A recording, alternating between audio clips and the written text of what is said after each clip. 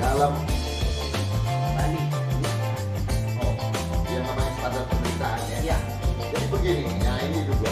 Yang tanpa kita sadari membangga-banggakan penderitaan lelaki ya. Apa namanya orang lelaki paling malang di dunia seperti itu. Kita jadi umat yang harus jadi umat yang tangguh.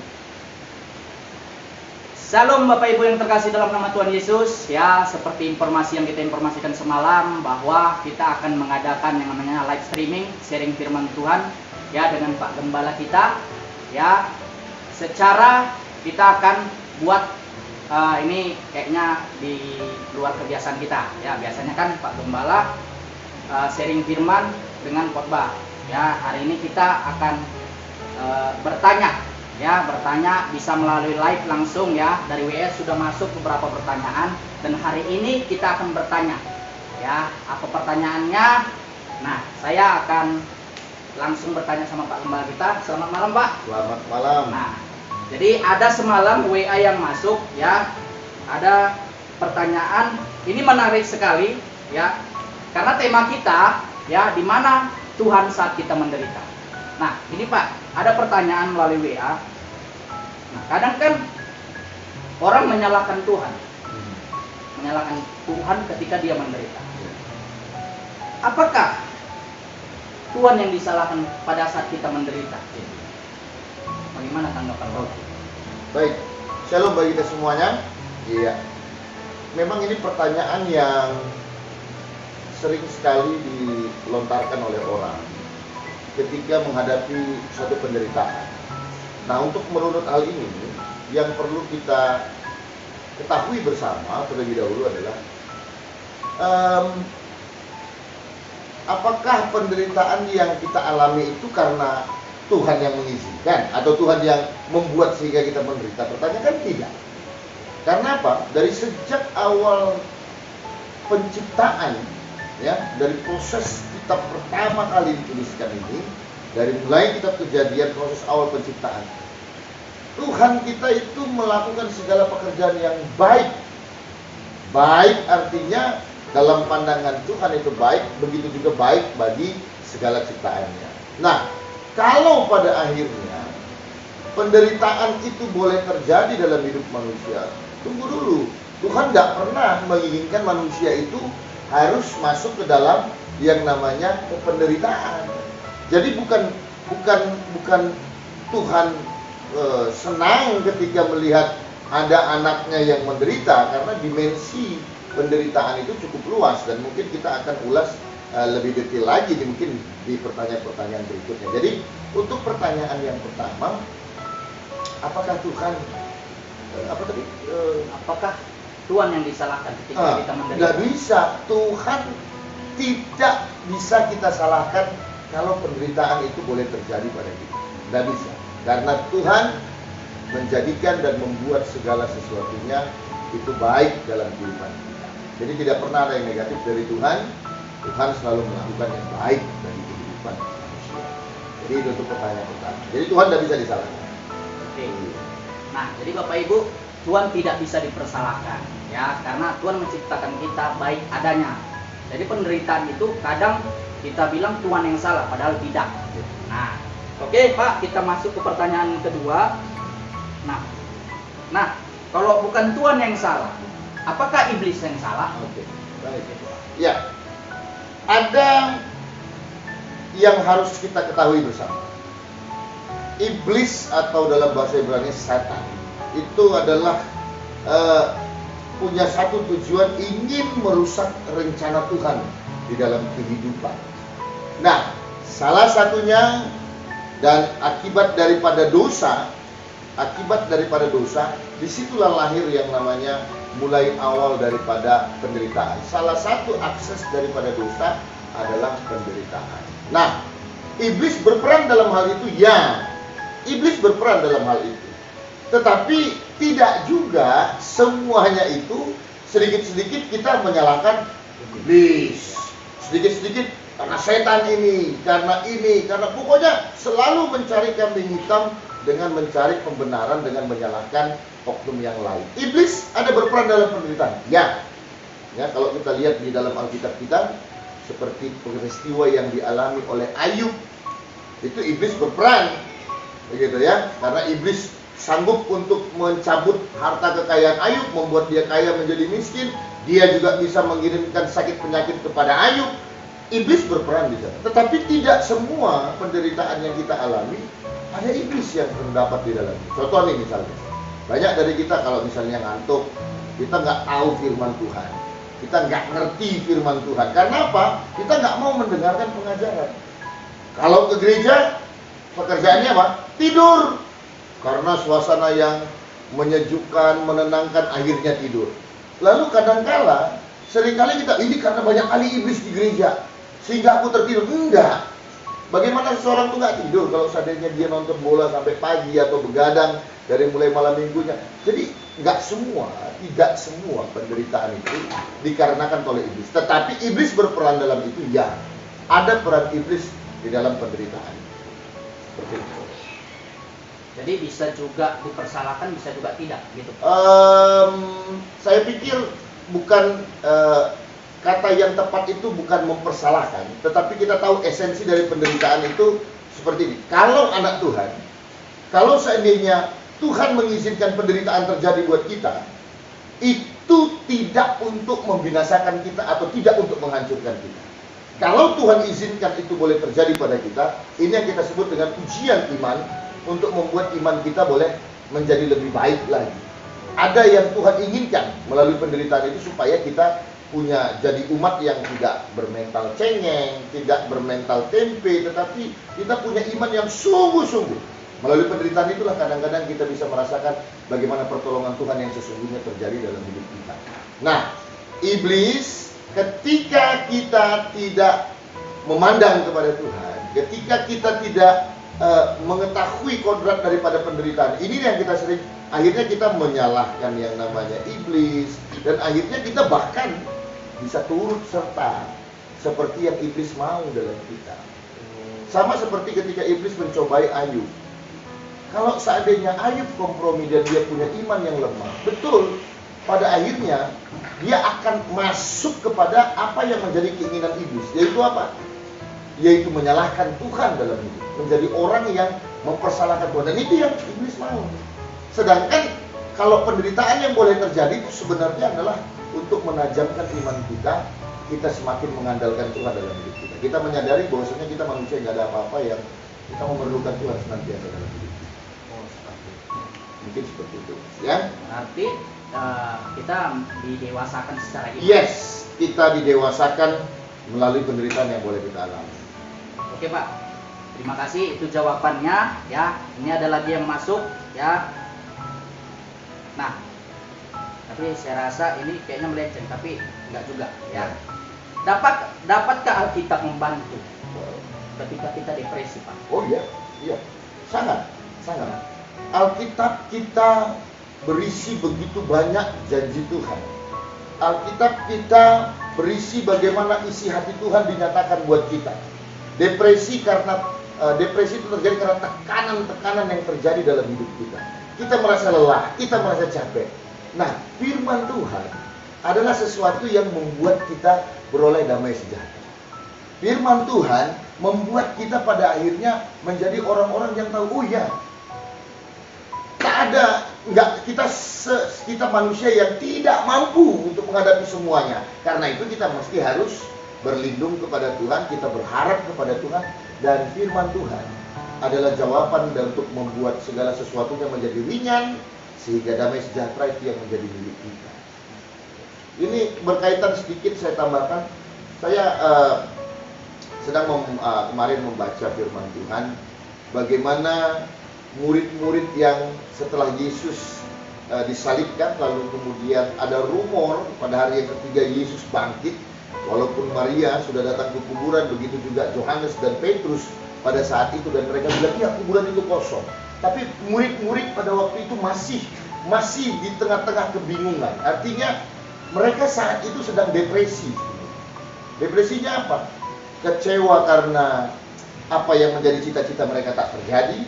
Kecewa karena menganggap Yesus itu tidak akan mati, ternyata mati. Gitu loh. Itu sebabnya ketika ada yang mengatakan, kubur Yesus kosong loh, tapi mereka nggak percaya. Nah, sampai akhirnya seorang muridnya bernama Thomas bilang apa? Sebelum aku cucukkan jariku ke lubang ke tangan yang berlubang paku, saya tidak akan percaya, katanya. Nah, begitu ketika mereka sedang berkumpul, Yesus masuk ke tengah-tengah mereka dalam ruangan itu, dan Yesus perkataan yang pertama adalah Shalom, damai sejahtera bagi kamu. Artinya apa? Depresi atau tekanan yang mereka hadapi, stres yang mereka hadapi, kekalutan yang mereka hadapi, tekanan-tekanan yang mereka hadapi, Tuhan mengatakan, dalamku ada damai sejahtera, dan itu ada melalui firman Tuhan. Jadi seperti itu. Jadi Alkitab itu sangat bisa sangat membuat orang yang depresi kembali ya ke semangat awalnya lagi. Nah, ini ada lagi pertanyaan Pak yang masuk. Nah, kadang kita merasa gitu, saya pribadi kadang ada juga teman yang curhat, menurut saya masalah saya besar, tapi ketika teman saya cerita masalahnya, saya berpikir tuh dia lebih besar masalahnya. Nah, bagaimana kita menghadapi masalah itu, ya? Gimana seberapa besar masalah itu baru kita sebut penderitaan? Oh, yang namanya standar penderitaan ya? Iya. Jadi begini, ya ini juga betul, berbeda-beda orang pasti punya versi penderitaan yang berbeda-beda pula. Tapi yang namanya temannya orang hidup, kalau dia masih bernafas, penderitaan itu adalah kawan daripada hidup kita. Yang pertama, jangan shock gitu loh, bahwasanya ketika kita masuk dalam penderitaan itu hal yang wajar, itu hal yang biasa, karena manusia, karena dunia yang sudah rusak oleh karena dosa, dunia yang baik yang diciptakan Tuhan sudah amburadul oleh karena dosa. Iblis menguasai sistem dunia ini sehingga membuat dosa itu menjadi penderitaan buat kita semua. Nah, karena itu persoalannya kita seringkali begini, menjadi orang yang tanpa kita sadari membangga-banggakan penderitaan kita. Kita merasa kita paling malang di dunia. Ya, sering. Ya kan? Bahkan ada lagunya itu kalau saya nggak salah ya.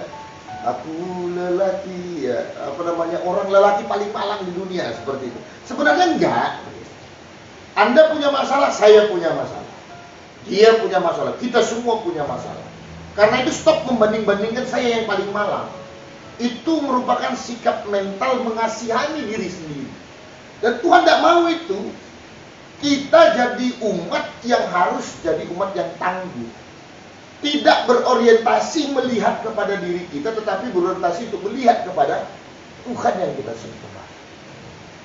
Semua kita menghadapi Goliat dalam hidup kita. Daud berhadapan dengan Goliat, orang yang tinggi besar, yang lahir menjadi seorang pendekar, dan dia memaki-maki barisan orang Israel. Tak satu pun dari mereka yang berani. Tapi Daud dengan roh Tuhan, dia berkata, aku berani maju melawan kamu. Dia hadapi masalah juga seperti itu. Stop untuk membicarakan masalah kita seperti apa. Yang harus kita, Tuhan, aku akan maju menghadapi persoalan dan penderitaanku, karena aku tahu Tuhan tidak akan pernah meninggalkan aku. Ada penyertaan Tuhan. Itu yang esensi, yang paling mendasar yang harus kita lakukan. Jadi ketika kita bermasalah, jangan panik. Jangan panik. Anggap itu teman. Yes, itu teman. Itu hal yang harus terjadi buat kita. Karena selama hidup, masalah selalu ada. Pasti ada. Hanya kuburan tempat yang tidak ada masalah lagi. Jadi kalau mau tidak punya masalah, hanya kuburan tempatnya. Oke, ya ini ada masuk lagi Pak. Pertanyaannya, pertanyaannya seperti ini. Apakah kegagalan itu disebut sebagai penderitaan? Oke. Bagi saya, kegagalan itu bukan penderitaan. Banyak dimensi. Anda bisa bayangkan, kita ambil contoh dalam firman Tuhan ya, peristiwa tentang seorang Yusuf ya, terlahir dari keluarga yang kaya, terlahir dari permaisuri, artinya dari semua istri bapaknya. Mamanya inilah yang paling dicintai oleh bapaknya. Sampai 14 tahun Yakub hanya mau untuk menikahi Rahel, mama daripada Yusuf ini. Dan Yusuf akhirnya ditinggal mamanya, membuat bapaknya semakin mengasihi Yusuf lebih daripada saudaranya yang lain. Artinya, kalau dia kuda pacu atau mungkin dia motor GP, dia itu pole positionnya dari pertama. Yang harusnya dia pasti ini dapat keuntungan toh. Nah, dia paling depan dari antara semua. Tapi apa yang terjadi? Ternyata abang-abangnya nggak suka, iri dengan itu. Dan akhirnya dia menjadi seorang tawanan di sumur yang kering, dijual ke Mesir menjadi budak. Dia jadi tetap, walaupun jadi budak, dia tetap jadi orang yang baik. Lalu kemudian apa yang terjadi? Dia berhasil? Tidak. Dia difitnah oleh istri Potifar dan dia masuk ke dalam penjara. Dia gagal lagi di sana. Anak kesayangan, anak orang kaya yang harusnya dapatkan masa depan yang cerah dalam pemikiran orang, ternyata gagal dalam hidup. Tapi apakah itu merupakan suatu penderitaan? Tidak. Itu semua adalah suatu pembelajaran. Menjadi suatu proses dalam kehidupannya. Mendewasakan dia karena rencana Tuhan sangat besar padanya untuk menjadikan dia bukan pemimpin yang kecil, tapi pemimpin besar, bukan di negaranya, tapi di negara asing. Sehingga penderitaannya atau kegagalan itu membuat dia semakin matang menjadi seorang pemimpin. Jadi gagal itu bukan penderitaan. Kalau kita melihat dengan iman, maka kita akan berkata kegagalan ini adalah bagian dari mana Tuhan memproses saya untuk mendapatkan berkat yang jauh lebih besar dan indah dalam hidup saya. Jadi bukan suatu penderitaan. Kalau sakit ketika gagal, ya siapapun ya toh, gagal dalam berpacaran, gagal mungkin di dalam nilai ujian, gagal mungkin di dalam bisnis, terasa sakit, ya, kecewa, ya, tetapi itu bukanlah menjadi sesuatu yang membuat kita harus berhenti. Orang yang beriman akan menganggap kegagalan itu adalah bagian daripada proses dia untuk mencapai rencana Tuhan yang jauh lebih indah dalam kehidupan. Saya mau sampaikan, para rasul itu adalah kumpulan orang-orang yang gagal. Ya, mereka adalah orang-orang yang gagal. Kurang hebat apa Petrus ketika Yesus masih hidup? Oh guru, gak akan ada yang bisa menyentuh engkau. Aku maju paling depan. Oh aku yang paling hebat deh. Dia seolah-olah superhero. Tapi pada saat Yesus ditangkap, bukankah Petrus yang sampai menyangkal Yesus 3 kali? Tapi apakah Petrus memilih jalan seperti Yudas? Tidak. Dia memilih untuk tetap bertahan. Dan orang yang memilih untuk tetap bertahan dalam pengertian kekristenan itu adalah tetap memandang dan percaya kepada Tuhan, akhirnya Tuhan akan pulihkan dia. Bayangkan kehormatan yang didapat Petrus. Apa sebenarnya tujuan daripada kegagalan Petrus? Karena Yesus sedang membentuk dia menjadi batu karang. Hai Kefas, di atas batu karang inilah akan berdiri umat. Gereja Tuhan berdiri atas. Jadi dia menjadi pemimpin umat yang besar. Itu yang Tuhan sedang siapkan melalui kegagalan-kegagalan yang dia alami. Jadi itu bukan penderitaan. Ya, kalau kita memandang pada iman, kegagalan itu adalah suatu bagian proses daripada Tuhan Allah untuk menjadikan kita menjadi pribadi yang lebih matang untuk meraih berkat yang Tuhan sedang sediakan. Seperti itu. Jadi seperti itu, kegagalan itu bukan penderitaan. Ya, kalau bahasa dunianya, ya, kegagalan itu adalah sukses yang tertunda. Ya, tapi kalau kita mau bangkit, tapi kalau kita tidak bangkit sama sekali, ya kegagalan itu akan menyakitkan. Oke Pak, nah baik. Ini ada masuk lagi pertanyaan. Nah sekarang nih wabah. COVID-19. Ya. Nah, apakah wabah COVID ini merupakan hukuman dari Tuhan yang terjadi sekarang di dunia ini? Bagaimana tanggapan Pak? Baik, saya tidak menggunakan kata hukuman karena kalau kita dihukum Tuhan itu gawat. Ya, saya menganggap ini semua menjadi pandemi yang terjadi sekarang adalah waktunya bagi kita umat Tuhan untuk merenungkan. Contohnya maksud saya begini, gara-gara pandemi ini kita yang bebas beribadah tak bisa lagi beribadah. Jadi ibadah online. Jadi ibadah online. Itu pun kalau ada paket datanya kan begitu. Kalau enggak gimana mau lakukan itu? Akibat pandemi ini, kita yang biasanya begitu sibuk dengan hiruk pikuk dunia akhirnya harus terjebak di rumah. Ya kan? Kemudian kita yang biasanya bisa berbaur dengan siapa saja, kita bisa manfaatkan apa saja, situasi apa saja, hari ini kita harus stay at home dengan sungguh-sungguh. Nah, apa yang kita boleh lihat dari hal ini? Jangan semata-mata, oh ini Tuhan marah, enggak. Saya lebih setuju menggunakan kata Tuhan sedang mengingatkan kita. Mengingatkan. Yes. Betapa you dulu diberkati dengan sangat, tapi kau tidak menghargai berkat itu. Maksudnya begini, dulu bebas gereja kita tak mau gereja. Sekarang udah nggak bisa gereja, banyak tuh orang yang nggak pernah gereja ngeluh sama saya. Beberapa orang itu datang, Pak Pendeta, gawat lah kita ini nggak bisa gereja. Saya bilang, dulu waktu bebas gereja lu nggak pernah nongol, sekarang masa nongol? Sibuk dengan apa? Come on gitu.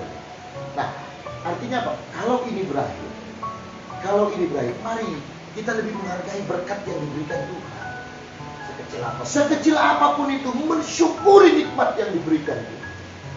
Jangan kita terjebak kepada begini. Kita terjebak kepada persoalan lebih fokus kepada sesuatu yang sebenarnya tidak penting dalam hidup kita.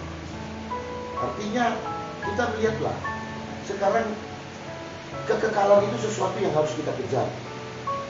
Lo lihat, maaf, orang yang terkena kalau kita ada di luar negeri sana, orang yang meninggal oleh karena COVID, mau dia pemimpin seperti apapun di dunia ini, sebesar apapun nama besarnya, sekaya apapun, mungkin kalau dalam situasi normal, barangkali peti matinya pun mungkin dari emas dia bisa buat gitu. Tapi dengan ada pandemi ini apa?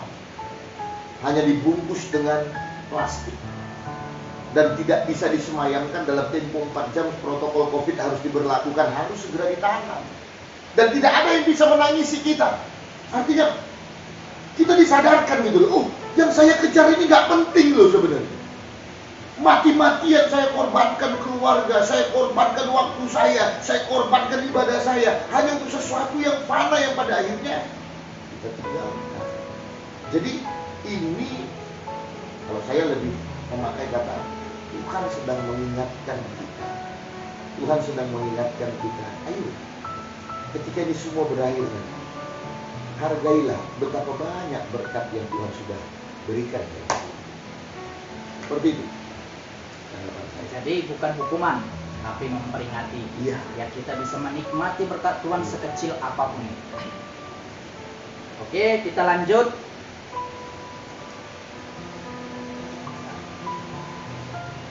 Jadi Pak, di tengah wabah seperti ini, kadang ada yang panik, ada yang parno, ya kan? Orang batuk, kita lari. Ya. Kita pikir, oh COVID nih. Ya kan? Kayak saya kadang mau gitu, oh ini bahaya nih. Ya. Ketika dia batuk bersin ya kan, terus saya naikkan masker saya. Nah, bagaimana Pak kita beriman di tengah wabah seperti ini? Oke. Pertama begini, mematuhi apa yang dianjurkan oleh pemerintah itu harus. Saya memegang kepada firman Tuhan, kalau kau tahu berbuat baik tapi kau tak melakukannya, kau berdosa. Artinya apa? Pemerintah sebagai orang yang bertanggung jawab, sebagai pihak yang bertanggung jawab, para tim medis yang sudah berjibaku mati-matian untuk bagaimana mereka menjadi garda terdepan, ayolah kita bantu. Kita bantulah. Dengan apa? Mengikuti apa yang sudah dianjurkan oleh mereka. Kalau disuruh mengenakan masker, kita gunakan masker. Kalau disuruh kita untuk social distancing, harus ada jarak, ayo kita lakukan hal tersebut. Kalau disuruh jangan keluyuran, ya udah stay di rumah saja. Itu semuanya adalah anjuran dari pemerintah yang harus kita taati. Tetapi menjadi takut berlebihan itu yang salah. Artinya kalau kita sudah lakukan apapun yang dianjurkan oleh Tuhan, kalaupun seandainya itu harus datang dan terjadi pada kita, itu adalah bagian sesuatu dalam hidup yang harus kita hadapi pula. Seperti masalah tadi. Iya, seperti masalah tadi. Ya ini harus kita hadapi gitu. Nah, kita hadapi dengan iman, dengan percaya kepada Tuhan, apapun jawaban Tuhan. Bahkan sampai itu sebabnya orang Kristen, kalaupun mati dia nggak pernah takut, kalaupun hidup dia nggak akan takut.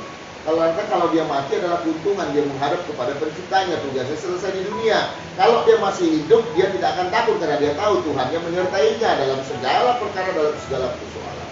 Nah, oleh sebab itu, yang Tuhan tidak suka adalah takut yang berlebih-lebihan. Panik dalam istilah sederhana kita.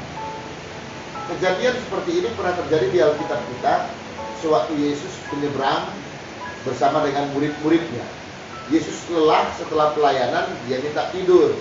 Murid-muridnya bilang, "It's okay guru, kami semua nelayan, kami pasti bisa, tenang saja, aman di boncengan." Mungkin seperti itu dalam bahasa sehari-hari. Apa yang terjadi? Di tengah-tengah perjalanan mereka terjadi angin topan yang sangat besar, menghantam, mengombang-ambingkan mereka. Mereka sudah kepayahan, karena apa? Perahu sudah mau terbalik. Tetapi Yesus saat itu tidur dengan pulas di sana. Nah, apa kata murid-murid? Murid-muridnya membangunkan Tuhan Yesus. Dan dia bilang apa? "Guru, kau tidak peduli kalau kita akan mati." Ini bentuk kepanikan. Menyatakan selalu, ya nggak peduli ya kalau kita mau mati nih, Tuhan, kira-kira seperti itu. Nah, sama seperti kayak kita. Ketika mungkin penderitaan terjadi, masalah mungkin banyak, sekarang situasi tak menentu, kita bilang, "Tuhan, kayak mana ya kau? Ya kau tolong, ya kau lihat ya masalahku dan sebagainya." Saya mau katakan, iya, Tuhan melihat, Tuhan di sana. Tuhan ada dalam perahu hidup kita. Itu sebabnya Tuhan Yesus ketika dia bangun, dia langsung menghardik angin topan itu, dia berkata, "Diam, tenanglah," kepada topan dan badai itu. Lalu dia balik badan. Dan dia berkata kepada muridnya, "Kenapa kau begitu takut? Kenapa kau tidak percaya?" Tuhan mau bilang gini, "Hei, apapun hidupmu, apapun yang kau hadapi saat ini, dengar ini baik, juru selamat ada dalam perahu kehidupan. Dan kalau juru selamat ada dalam perahu hidup kita, everything's gonna be okay, whatever it is, apapun itu. Kalau juru selamat itu ada dalam hidup kita, semua pasti akan baik-baik." Nah, Tuhan tidak mau kita menjadi panik, karena ketika panik kita tidak akan bisa berdoa. Rasul Petrus mengatakan ini, "Karena itu jadilah tenang supaya kamu dapat berdoa." Nah, ini yang harus kita lakukan. Jadi mengikuti himbauan pemerintah harus sebagai warga yang baik, sebagai umat yang baik, kita harus lakukan itu, kita harus ikuti itu. Tetapi kalau memang harus terjadi, kita pun tidak menjadi takut. Karena apapun, hidup mati ada dalam tangan Tuhan. Dan dia tahu yang terbaik buat kita. Dan Yesus ada dalam perahu hidup kita, segala sesuatu pasti akan baik-baik saja atas hidup kita. Seperti itu. Oke, Pak. Jadi itu jawabannya ya. Kita masuk lagi pertanyaan. Ada masuk lagi nih. Kenapa Tuhan membiarkan kita menderita? Tuhan membiarkan kita menderita. Saya ingin kembali lagi memakai firman Tuhan sebagai contoh.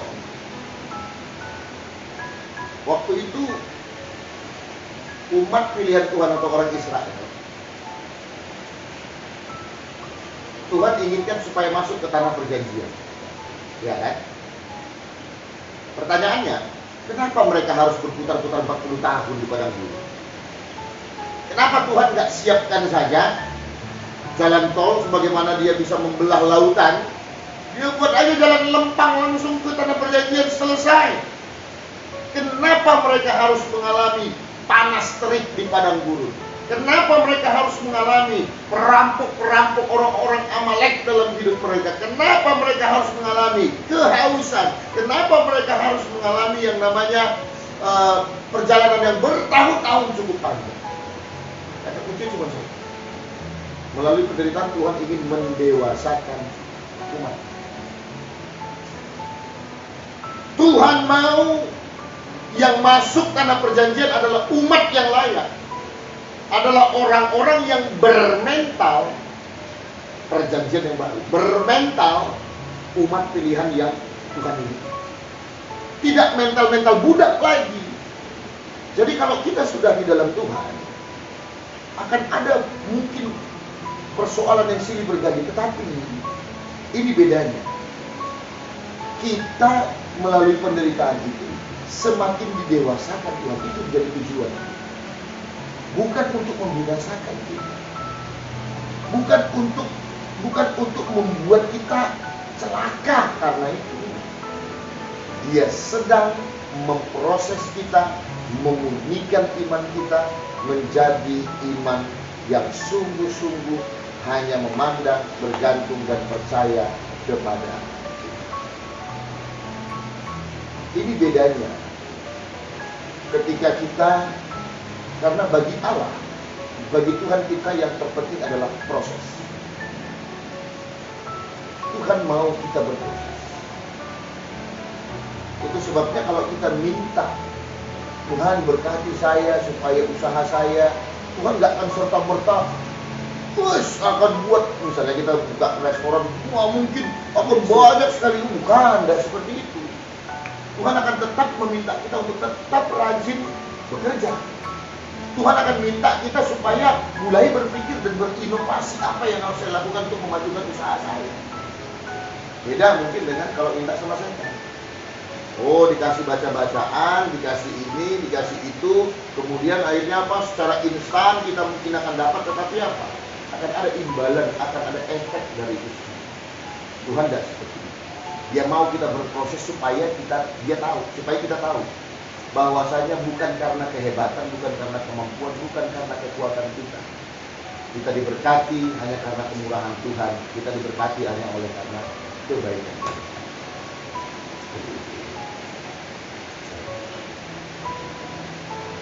Oke Pak, terima kasih. Ya, mungkin ya kalau kita tunggu 1 menit ya, kalau ada mungkin langsung live pertanyaan live bisa kita pertanyakan langsung sama Pak Pendeta ya, Pak Gembala kita. Nah, ada yang jawab nih Pak, kenapa Israel tadi lama gitu ya kan? Ada ini Bu Pros Maleni Sinaga, karena bangsa Israel suka bersungut-sungut. Ya, itu termasuk mental budak, bersungut-sungut. Lah, bayangkan, coba, ketika mereka baru keluar dari Mesir, dan saat itu mereka kepentok. Di depan ada laut, di belakang para Mesir udah ngejar. Lalu kemudian mereka mulai bersungut-sungut. Itu kali pertama tuh, mereka bersungut-sungut. Lalu dikatakan Tuhan supaya Musa memukul tongkatnya ke lautan dan laut terbelah menjadi 2. Mereka nyebrang. Mereka lihat itu. Dalam Alkitab kita dikatakan sampai nyanyian si Maryam begitu menceritakan bagaimana Tuhan melakukan itu, membelah lautan itu.